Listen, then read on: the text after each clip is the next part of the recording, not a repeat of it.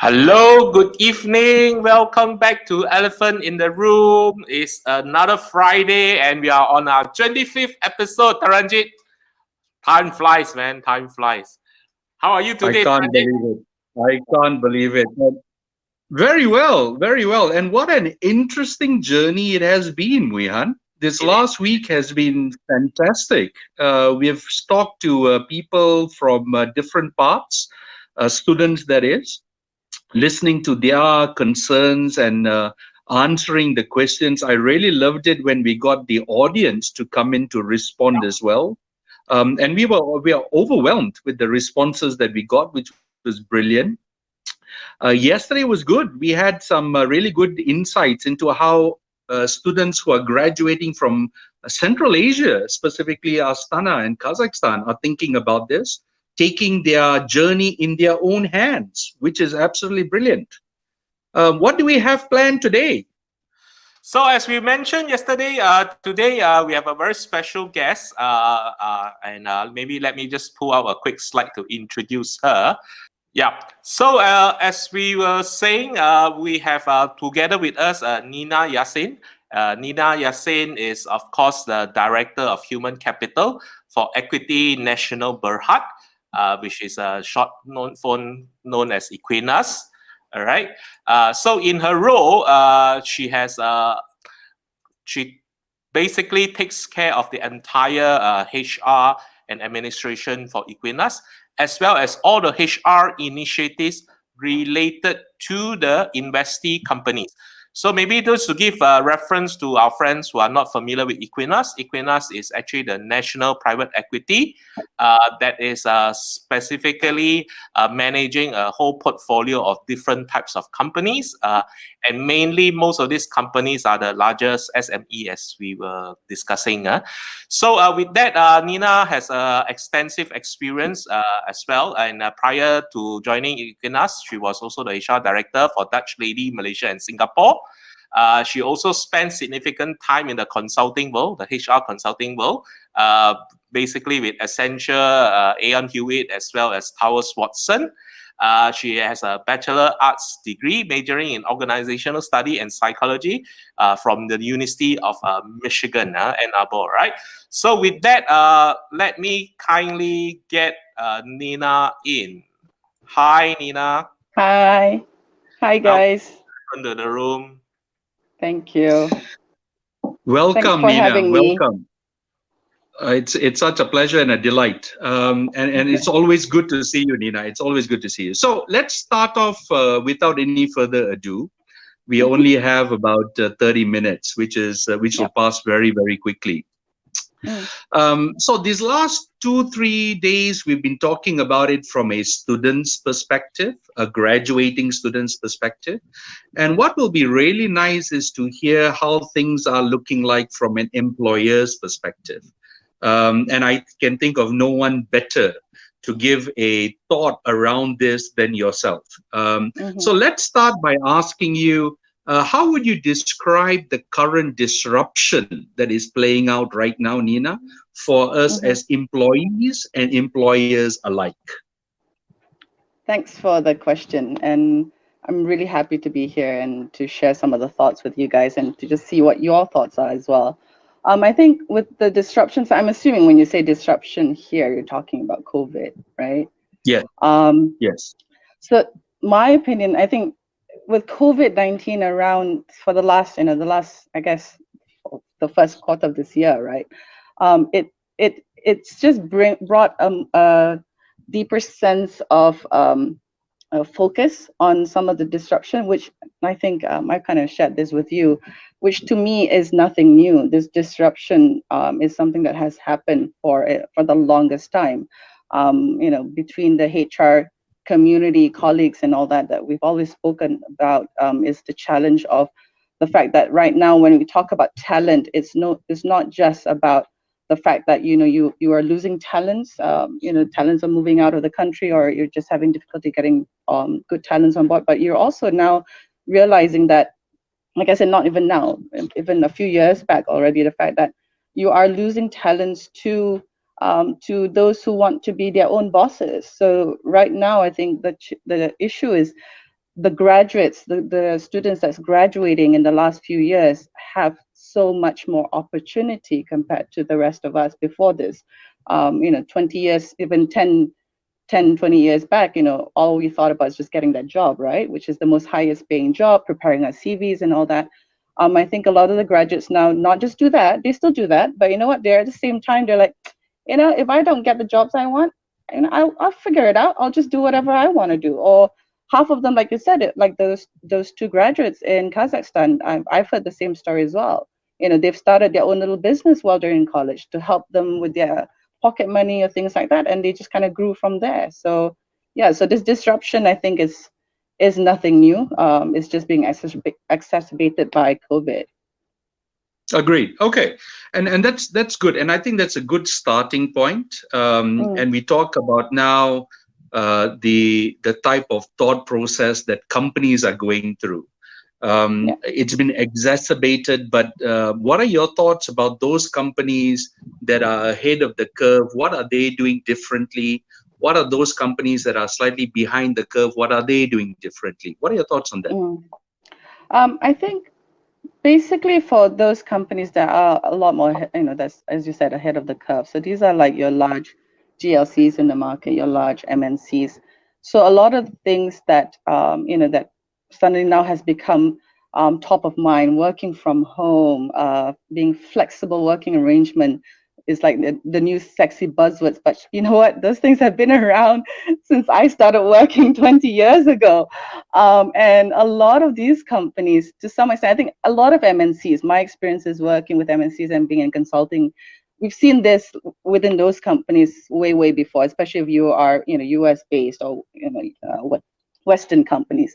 I believe the larger entity, large organization, the likes of Petronas and all the other GLCs, they have been practicing some of these things to some extent. And so I don't think for them, I see my colleagues there, easily transitioning into this working from home, having the sharing sessions, online learning sessions through the different tools that we have.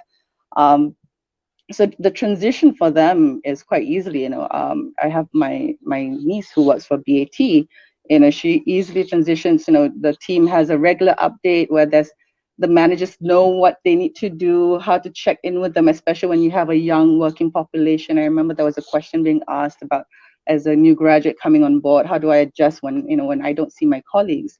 Yeah. So there's proper support and guidelines. Whereas the companies that, for example, under Equinas, as you all know, or both of you know, but the audience may not know. So most of our companies are your mid-tier, large SMEs. So the likes of Al Ihsan, the likes of Manhattan Fish Market, Tony Roma's. These are some of the brands under us, Unita. So these companies, while they are slightly better equipped, I think, compared to other SMEs, they initially, were kind of caught off guard. So they needed to quickly look into what they need to be done. The good thing is, because they're part of Equinas, the support that we gave from both investment side as well as my team in terms of providing the support that they needed to look at how do we quickly transition the way of working, and also in terms of putting in some BCP processes for them to look at monitoring the business and all that. So I think those companies are a little bit more fortunate. I've got a few of the startup companies that I'm aware of that within the startup community, because my husband runs a startup as well. So they're also a little bit more prepared in a way because they're nimble. They could transition easily. And some of them were just very quick to adapt because they're used to, being disrupted, for the lack of a better word. Sure, but I think the rest of the companies, I think there is some companies that's really struggling because they don't have the support, and they may struggle a little bit in terms of trying to pivot quickly. Sure. So let's talk about this. And you mentioned about some of the brands that are under the Equinas stable, and they're quite noted brands in the nation. So out of curiosity, how many portfolio companies are there in the stable, Nina? Yeah. So as currently, our current numbers, we stand probably about 11. Sorry, I think it was 11 to 15 companies. Because we also have all the different brands under them, so some of these companies operate on its own. Is about that's about the number, and you're talking about roughly about 17,000 plus headcount, with almost 600 people within the managerial level. Okay. Yeah. Okay, and that's amazing, because you now have an oversight of these 17,000 people, and just making sure that we do the right thing for them for the right reasons. I'm going to pass it on to Muihan, because I know there's some new individuals who have joined the group, and I know he wants to do his shout outs. Yeah. So thank you. That was quite good. Good background. Thanks, Nina, for that. And before we proceed, let me just quickly acknowledge some of our audience. Hi, Dr. Mike. Welcome back. We also have our good friend Zorab. Good evening to you. Nice to see you. And of course, Ranjit, yes, thank you for tuning in. We really appreciate your support. So maybe before I go on to my next question, I just like to maybe get the audience also start thinking a bit aloud in that sense. If you have any questions that maybe you want to raise, or even a discussion point that you want to raise with Nina as well as myself and Taranjit, feel free to drop it in the comment section. And if you have just joined us, kindly just put where you are from, and so that we know where you are listening from. And just to recap, for those who just tuned in, today's Elephant in the Room, we are hosting Nina Yassin. Nina Yassin is the Director of Human Capital of Equity Nasional Berhad, the national private equity, and she just explained under their portfolio, there's about 11 to 15 companies covering more than 70,000 employees with about 600 managers. So maybe I think is one question I wanted to check with you, Nina, was so in terms of looking at the various companies, even in the stable of Equinas, how would then do you see the difference between the more progressive one and the less progressive ones, and using that as an example to superimpose to the market? Maybe give your thoughts and opinion on that. I think it's similar to like what I was mentioning just now, right? So I think these companies, like I said, when COVID happened, or when the MCO happened, immediately, I think, like I said, some companies were able to transition relatively well, because one of our companies, for example, Exabytes, they basically web hosting, right? So they are used to this sort of environment. They're used to people. They may not have practiced remote working, but they have the infrastructure. They were able to quickly pivot into easily into a work from home or a flexi working arrangement, things like that, because they have multiple offices in the region, for example, and they're used to doing these things remotely. But we also have a more traditional type of companies as well within the manufacturing space that needed to figure out, oh my goodness, how am I going to, do I have the right infrastructure in terms of even something basic as like cybersecurity, the tools, what sort of virtual conferencing tools can I use, and things like that. So we had that sort of diversity in terms of some of the companies. I'm assuming that would also be how it was in the initial stages for a lot of the companies out there. I think, like I said, my observation of some of the startups, because I do know quite a number of startups. One of our ex-employees also has a startup. They could easily transition because they didn't have that many staff. Most of them could quickly transition into a remote working or having a shared space and things like that, because they didn't have a lot of baggage with them, and they were able to do that really well. And then, so I'm assuming a lot of the other companies as well, who's a bit more mid-tier, who's a little bit more fixed, or have a bit more structure, more baggage, would find it a little bit difficult. But I think what was heartening overall, especially within the startup community, actually, was the kind of support and camaraderie that you actually see with them themselves. I saw on my Facebook trails and things like that, in terms of, oh, guys, let's do this, let's share. And lots of sharing, lots of learning, hosting people, connecting people from the industry, more established, experienced, seasoned professional, together with the startup community, so that they could learn, okay, what's next, what's post-COVID, what's post-MCO, how are we going to adjust? Good. So lots of that. So that's very heartening. Very good. And I think that collectivism suddenly has bubbled up which was Yeah. not obvious before. Mhm. And suddenly you realize we are all in this thing Yeah. together. And one guy falls, everybody falls. And on that note, Mhm. we've got some very interesting questions being asked by Dr. Heng from Singapore. Mhm. And this is what he says, or he asks rather, what specific actions would Equinas be doing immediately post MCO? Is there anything specifically planned out for this as to how we return back to work, Nina, in terms of our Okay. investee companies or even for ourselves? Yeah, so I think for Equinas, since day one, right? So I would like to talk about in two parts, yeah. When it comes, because Equinas at the end of the day, the main thing are our companies, our portfolio companies.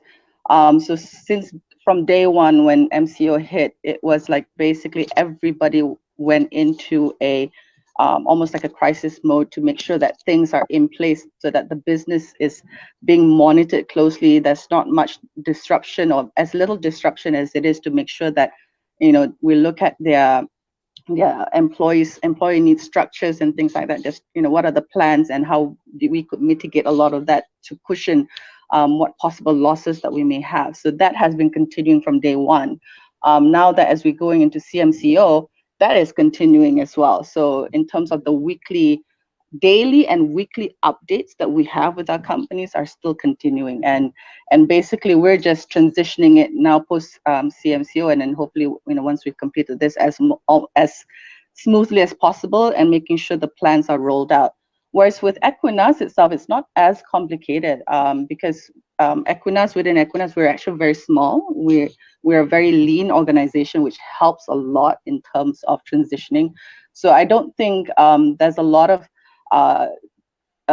issues from the employees in terms of transitioning back. I think some of them may be happy to not going back to the office because during the whole MCO, I had so many calls, so many emails of people saying like, you know what, can you please remind the bosses, it's going to be public holiday. So, people were actually very stressed because they were just working. Almost some of them had difficulty putting some boundaries, right?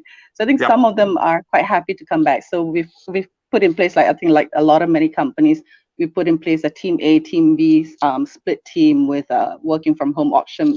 Lots of flexibility because we've got young employees, with young families. So we needed to allow for that because, as you know, schools and kindergartens are not fully open and things like that. Whereas for our companies, the transition. So because we had constant update with them, we knew each company. So for example, Unita, for example, Revenue Valley that runs Manhattan Fish Market, Tony Romas and things like that, Al Ihsan. Okay, when are you going to be going back? What are the plans? So all those things were put in place. So now is a matter of executing a lot of those things and checking in and monitoring how things are and what's the temperature like, what's the, slowly transition into, because it'll never be business as usual, especially for our retail companies, it'll never be business as usual. It's really trying to figure out how the new normal works. So Correct. I think that's those are the things that Equinas is actually continuing to support our staff and as well as companies. So on that Hopefully note, that answers his question. Yeah. So I think on that note, Zorab, our next guest, asked a very interesting question related to that. Since you talk about the new normal, so you say since you have a big pool of people managers, I think 600 as you mentioned. So what are the two capabilities you see that is required today in managing and navigating through this new normal? So I think in terms of competency, like, we'll think Zorab is trying to get from. Yeah. So I think we're still trying to figure that one out. But what I see, maybe it's not going to be two, but I think what I see, the main capability that is really taking our companies forward, especially now while during MCO as well as post MCO, is that authentic, because I think this is a buzzword that we've all spoken about, but you can actually see it happening, is having that authentic leadership, as well as that strong direction of where we need to go. I think these two were quite key because there were a few, like I said, we were supporting a lot of our companies, and we actually saw different styles of communication from the different CEOs that we had, right? But I think what it boils down to was because there's so much uncertainty now, as well as post MCO with the new normal, there's still going to be a lot of uncertainty because people are still very insecure about the jobs. So having that real, authentic style of leadership, being present, actually listening to your staff and addressing their needs, while at the same time being realistic. So I think that is to me is very, very key, especially now, more so now. And I'm seeing, some leaders just have it, has a bit of a natural flair, and that seems to help them a lot more in terms of getting the buy-in from their people. Whereas others needed to be prodded, and to some extent, I think those who needed to be prodded need to realize that they can't just delegate this downwards, and that's where we're actually coming in to really try to push and work with the management and the CEO and say, look, you need to own some of these things. Because I think besides getting through the technology and through the distance as well, I think it's also the management style is very, very different when you do things remotely in that sense. Yeah. And I think that is something, like you rightly say, I think you highlighted that there needs to be a lot of consistent messaging with the different layers of management to really get them into. So with that, I also got another more interesting question. This comes from Bernard Lee. And Bernard asks whether remote working is a culture thing rather than an infrastructure setup, i.e. tools, equipment, processes. So he wanted your thoughts on this. Yeah, I think it's both. You need to have your tools and processes in order to enable for you to have effective ways of working. So like I said, Equinas, even we never really, we didn't really practice a lot of those sort of things before MCO, but mainly because, we were small and we kind of had because we operated like a consulting firm. So it's all very much deliverable based. So people had some flexibility already, but when we had to properly and officially say, look, you're going to go on working from home mode, we had staff who we knew had their own Wi-Fi, who has all laptops and all that, still asking, oh, what's our work from home kit, that sort of question. So I think you need to make sure that the company is ready. We need to, for example, look at in terms of how do we approve documents, sign documents, and things like that. So you need those. You can't run away from those things. You need to make sure that your organization has that infrastructure set up to allow for that, especially when you're doing, you have to have audit trails, documentation, things like that, right? But the culture aspect, the mindset aspect, that is also equally important, if not more. Like I said, one of the biggest things that I had, questions, or not questions, that's points were raised to me by the team, by my team, by staff who email or message me directly, was that they were feeling exhausted. They were not able to put the boundaries. And you know what? These are your bunch of investment boys and girls, guys. So let's not be so gender specific here. Where these are the young ones. These are your late 20s, early 30s, who basically love doing what they're doing. And when you have employees who love doing what they're doing, so what do bosses do? Yes, we take full advantage of that, right? So they really actually did struggle in terms of trying to put boundaries. I needed to remind themselves, as well remind the bosses, that please help create boundaries for these people. I had someone who said, I don't go for my cigarette breaks anymore because I just don't need, because I'm just smoking in front here, or who just says, I continue working throughout the night. So I think having that culture, you need to, especially when you have a young manager, young population, where some of them have, this is their first time managing people remotely. They have trust issues and things like that. So you need to still educate and provide some of that parameters. I wouldn't say guidelines, parameters, so that they understand, okay, I need to do this, but still do it in their own way. So yeah, so it's going to be a bit of both, while that one is still the bigger part, the culture part. So excellent, and I also see on the list of attendees or participants, we have Shamila on board, and Shamila, yes, a very close colleague, an ex-colleague of ours. Totally agree with the strengths that startups have, is the key ability to be more agile. Absolutely, Shamila. But having said that, and this is now coming back to this question, I think Zora raised another question around the digital space. And does the digital infrastructure IT makes a company more ready today in navigating this time, or is it a nice to have? We are all talking about digitization. What are your thoughts here, Nina? And we are coming into the end of the program already. Yeah. So I'll try to be a bit more succinct, which I have difficulty with anyway. So, no, I think it's an enabler. So IT, that infrastructure is an enabler for you because, and to some extent, entities that's already used to working that way, right? What does it mean? It means it's easier for the people to move themselves out, to be be a bit more adaptable when you're relying a lot more on the digital side. So being comfortable downloading stuff from the cloud versus still printing and reading hard copies and things like that, right? So I think those things are just enablers that will help entities to transition a lot easier. So for me, whenever you're talking about trying to change things, it's always going to be the hard side and the soft side. So the hard side are always the enablers, but sometimes we kind of over focus on them and forget about the soft side because we just think, people can easily just figure it out themselves, when actually, no, you need to kind of have both of it. So hopefully that answers the question.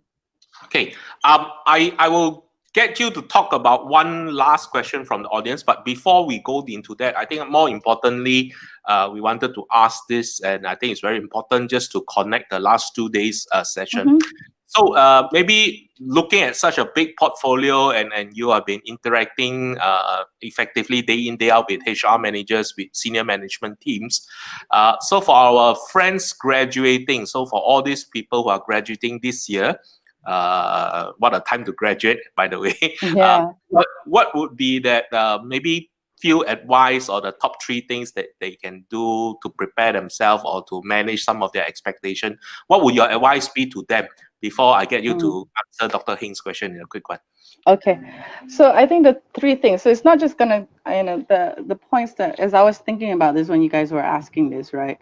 To me, I think it's regardless of whether we're in the current situation that we're in or whatever, but I think the 3 things for graduates to think about, moving forward, because we do interact, because I think Muihan knows this, with Equinas as part of our CSR program. We have every year we bring in 75 fresh graduates under our Iltizam professional development program.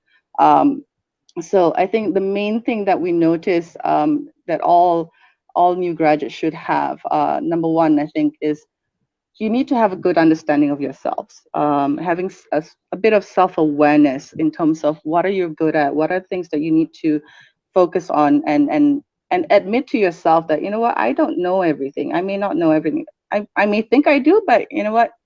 You don't. And being able to accept that you don't. And to do that well is, number 2, is having humility. And this is so important. And this is part of some of the things that within Equinas, as well as part of our values, is having humility, because you have to realize we're the environment that we're working in. We're so fortunate in the sense that we have multi-generational. We still have baby boomers, of course, we have influx of all the Gen X and stuff like that, and going down to millennials. So you can imagine the wealth of knowledge that you can learn from each other. So not just learning from baby boomers, but baby boomers learning from millennials. Yeah. Yep. So in terms of having that humility and knowing that, I don't know everything. That there could be different ways of working and just learning from each other. Being open to that. I think that was one of your 2 graduates were asking, how do I adapt? You're having this, you have humility, and number 1, having agility, being able to be agile in not just how you act, how you behave, but also how you think, right? You have to realize sometimes, you studied business and account or whatever, an engineering course doesn't mean that you have to do an engineering role. You can open yourself to different things. I love to hire people who are not accounting, who doesn't have a financial degree or whatever, to come and join the investment team, as long as they have the financial acumen. Yeah, so you have some criteria, but you need to be agile, you need to be flexible, and realize that you're at the starting point of your journey, you don't know where you're going to end up at the end of the day. So if you're so rigid, how are you going to be open to the different experiences? So I think that's Absolutely. my point. Yeah. Absolutely. Okay, And that's brilliant. Before I ask Sorry. the last question, quick shout out to, I think, a common friend, Andreas. Hey, Andreas. All right, I think your ex-colleague, Nina, right? Yeah. Hey, Andreas. Okay, one tough one for you, Nina. Michael Yeah. Hing from Singapore asked you whether there's layoff plans for Equinas and the companies as. Well, Equinas, no. So Equinas has been very fortunate, and I think we're been very fortunate to the point that we've even helped to set up some fund under our CSR to support not just our companies, but our graduate trainees as well as other the frontliners and all that to help with the to help arrest the COVID issue. Whereas for our other companies, as for now, we have not written off layoffs. I wouldn't say we don't have layoffs. We are still looking at the processes. We're still going through the steps in terms of managing the costs for especially the headcount cost. But I think the thing is that being part of when you're owned by a private equity firm, efficiency is always going to be top of mind, right? Because at the end of the day, we and plus Equinas doesn't hold our companies for a long time. So being constantly looking at ways to be more cost efficient is going to be key. So we are looking at a lot of the optimal ways of working, possible streamlining of processes, and also we're taking this opportunity to actually relook at some of the things that needs to be done. And using this as a opportunity to execute some of those things to make sure that our organizations are better equipped to kind of move forward. I think so. This is a very long-winded and not really answering, but I hope it answers a little bit. If he wants, he can come and talk to me separately. Okay. Right. Thank you so much, Nina, for your inputs and perspective. I'll just pull you back into the back room for a while. Sure. Don't go first. We will see you in short while. So quick one, Taranjit. I know if in the interest of time, I lost Taranjit. So maybe I wanted to just very quickly do a quick sum up of what we have gathered from Nina. And I think one important point is the perspective of actually addressing this new normal starts very importantly if you already have the infrastructure to start with, and if you don't, you probably will see that you'll struggle a bit in this sense, and that is very evident. The other very important point, I think, is also the mindset and the changes. I think there's a very much talk about this agility as well as humility, and I think this season or this period of having us to really come to reality really helps us to remind this importance. And in tougher times, we actually see the best of humanity. There's so many collaborations, learnings, and I think one of the examples given was how startups actually organizing all these sharing sessions, or even with the bigger companies. So these are all very positive things. And of course, I think the last parting words was to our graduates this year. Regardless, I think the consistency, even yesterday we talked about this message, whether it is COVID, non-COVID, don't put that into your perspective. But the perspective, if you get your cuts right, being humble, being professional about it, very focused on what you want to do, you will definitely succeed no matter what, right? So I have Taranjit back. Taranjit, you're back with us. Anything else to add? Thank you. Yes, I am. And no, you've hit the nail on the head, Mui Han, and I think it's a very nice concluding statements that you've made as we hit the end of this week, capturing everything. And Nina has done a good job. She's actually encapsulated what future-centric employers are now going to be looking at. Thank you, Mui Han. All right. So let me get Nina back on. So thank you very much, everybody, for tuning in, and for all the friends who came and support us and also give your questions as well as your perspective. We really value that. Not only today, but in the last few days, it was really, really grateful to that. And with that, we'd also like to wish. And I know some of you are already working. So maybe if you're tuning with us, maybe you're stuck in a jam. There's already traffic jam, by the way, Oh, something that God. we have not seen for so many weeks. But yeah, there's a big jam this week, So for those who are stuck in the jam, just sit back and relax, and we hope to see you again. And you can tune in to us every day, every Monday to Friday, 6 o'clock. All right. So, and you are stuck in a jam, just treat this as a podcast. You can hear us over. And with that, stay safe for all our Muslim friends. Selamat berbuka puasa. And maybe Taranji and Nina, you want to say any last few words?